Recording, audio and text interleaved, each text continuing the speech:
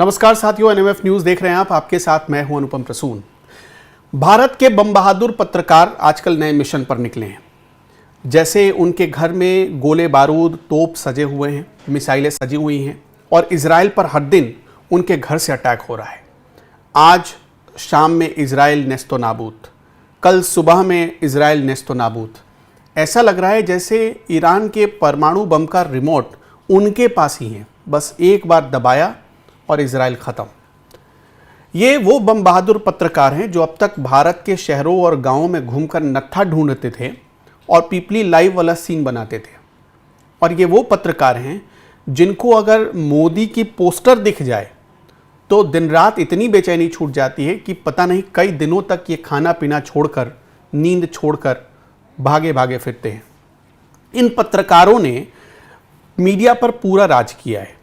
सालों तक इनका शासन रहा मीडिया में। ये ऐसे लोग हैं जो स्वयंभू बड़े नाम हैं।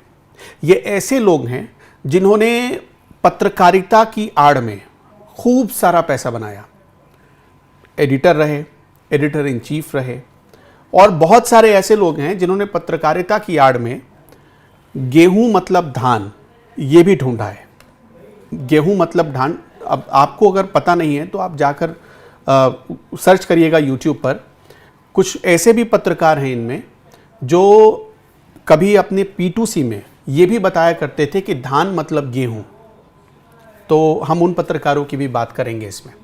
हम आपको एक तस्वीर दिखा रहे हैं। इस तस्वीर को ज़रा आप फुल स्क्रीन कर दीजिए ताकि आपको कुछ समझ में आए। अब देखिए, आप रोक दीजिए इसे। इसमें कुछ स्वयंभू बड़े नाम आपको नज़र आ रहे होंगे, जैसे, और उसके टाइटल्स क्या लिखे हुए हैं वो देखिए। वो सबसे इंपॉर्टेंट है। ईरान ने फिर बरसा दिया कहर, इजराइल छोड़ने पर मजबूर नेतन्याहू। जैसे इन्होंने अपने घर से प्लेन भेजकर नेतन्याहू को भागने के लिए या छिपने के लिए जगह दी हो। दूसरी हेडलाइन देखिए आप, ईरान क्यों भारी पड़ गया इजराइल पर। मतलब ऐसा हुआ कि जैसे इजराइल आज ख़त्म ही हो गया। ईरान इतना भारी पड़ गया कि इजराइल नाम का कोई देश ही नहीं बचा है। अब ये पूरा इनका मजमून देखिए क्या है। शांति या तीसरा विश्व युद्ध, अमेरिका युद्ध में कूदा, ईरान के परमाणु अड्डे ध्वस्त। ईरान ने फिर बरसा दिया कहर, इजराइल छोड़ने पर मजबूर हुए नेतन्याहू। रूस चीन की धमकी, अमेरिका ने कुछ किया तो हमें भी। आगे देखिए, ईरान ने अब निकाले ऐसे हथियार आपके भी होश उड़ जाएंगे। पहली बार इतने घबराए हुए दिखे ट्रंप, अब क्या करेंगे। मतलब सोच कर देखिए कि ये जो थंबनेल लिखते हैं, उन थंबनेल में ऐसा लगता है कि भाई साहब ट्रंप जो है वो एकदम भाग ही गए। ट्रंप आज अपनी सत्ता छोड़ने वाले हैं। ये ऐसे लिख देंगे जैसे इजराइल के डर से पता नहीं ट्रंप अपने घर से बाहर ना निकल रहे हों। तो आगे देखिए, इनका बस यहीं तक खत्म नहीं हुआ। ये कैसे ईरान और इजराइल युद्ध पर अपने थंबनेल्स लगाते हैं। सामने वाले को तो आप पहचानते ही होंगे। ईरान क्यों भारी पड़ गया इजराइल पर। ईरान का हौसला, अमेरिका का खेल, ईरान का हमला। मतलब अगर थंबनेल में ईरान ना हो तो इनका थंबनेल, इनका वीडियो बिके ना। ये अपने वीडियो के टेस्ट को अपने दर्शकों के हिसाब से बनाते हैं, लगाते हैं, और फिर ऐसा दुनिया को बताते हैं कि ये स्वयंभू ईमानदार पत्रकार हैं। दुनिया में इनसे ज़्यादा ईमानदार तो कोई बचा ही नहीं। सारी दुनिया बेईमान, अकेले ये जो 5-6 चेहरे दिखा रहे हैं यही सबसे ईमानदार हैं। सच्चाई क्या है ये पूरी दुनिया जानती है। एक तरफा इनका एजेंडा चलता है, उस एजेंडे के आधार पर ये व्यूअरशिप उठाते हैं और उस व्यूअरशिप के आधार पर ये अपनी कमाई करते हैं। वरना सोच कर देखिए, अमेरिका और ईरान की तुलना जब ये लोग कर रहे होते हैं तो उस वक्त ये क्या सोचते होंगे, किस आधार पर ये तुलना करते होंगे।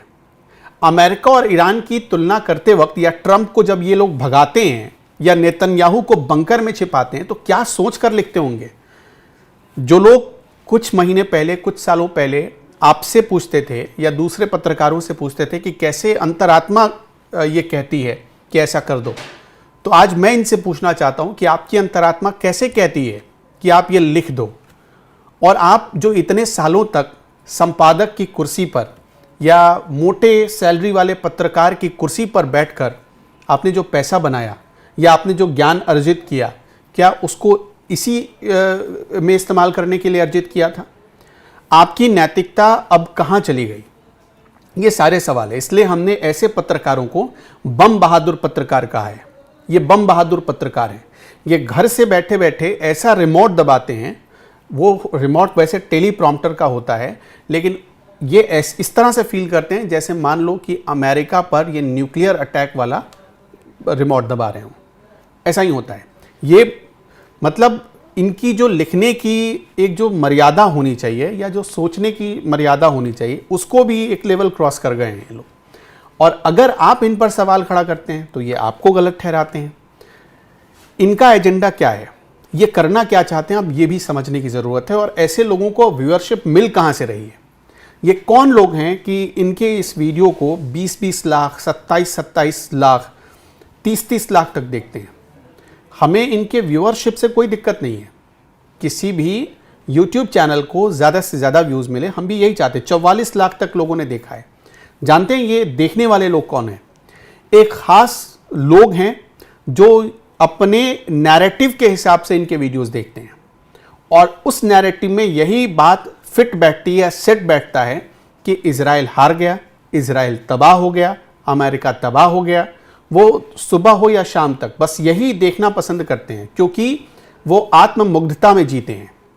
उनको इसी में संतुष्टि मिल जाती है कि टीवी पर एक स्वयंभू बड़े पत्रकार, स्वयंभू बड़े नाम ये आकर बता देते हैं कि इजराइल तबाह हो गया। वो आकर बता देते हैं कि ईरान ने आज इजराइल को बुरी तरह ठोक डाला। वो इस बात पर अपने आप को बड़े गौरवान्वित फील करते हैं कि देखो हमारा इजराइल, हमारा ईरान, वो इस बात पर बहुत गौरवान्वित फील करते हैं कि हमारे ईरान ने देखो कैसे तबाह कर दिया। तो ऐसे पत्रकारों को व्यूअरशिप भी वहीं से आती है।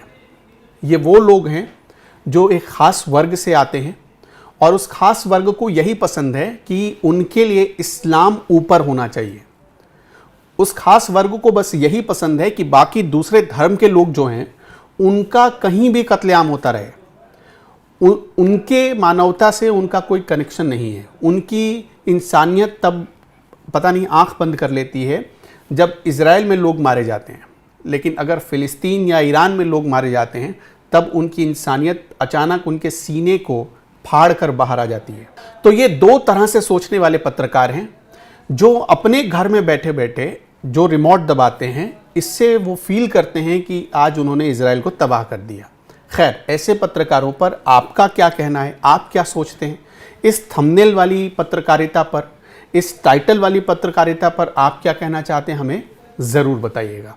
और दूसरी बात कि देखिए, मेरी इतनी उम्र भी नहीं है, मेरा इतना अनुभव भी नहीं है कि मैं ये स्वयंभू बड़े बड़े पत्रकारों को कोई सर्टिफिकेट दे सकूं। तो मैं ये सर्टिफिकेट भी नहीं दे रहा, और पूरी ईमानदारी से मैं ये स्वीकार भी कर रहा हूं कि मैं सर्टिफिकेट नहीं दे रहा। लेकिन एक दर्शक के नाते जब मैं ये थंबनेल और ये टाइटल पढ़ता हूं तो सच पूछिए, मुझे ऐसा लगता है कि इनकी पत्रकारिता में और एक आम तौर पर जो आप देखते होंगे गाँव में जो पत्रकार हैं, उनकी पत्रकारिता में कोई फ़र्क नहीं रह जाता है। आप क्या सोचते हैं? आपको क्या फ़र्क नज़र आता है इनकी लिखावट में और एक आम तौर पर जो सड़क पर चलने वाले लोग लिखते हैं उनकी लिखावट में?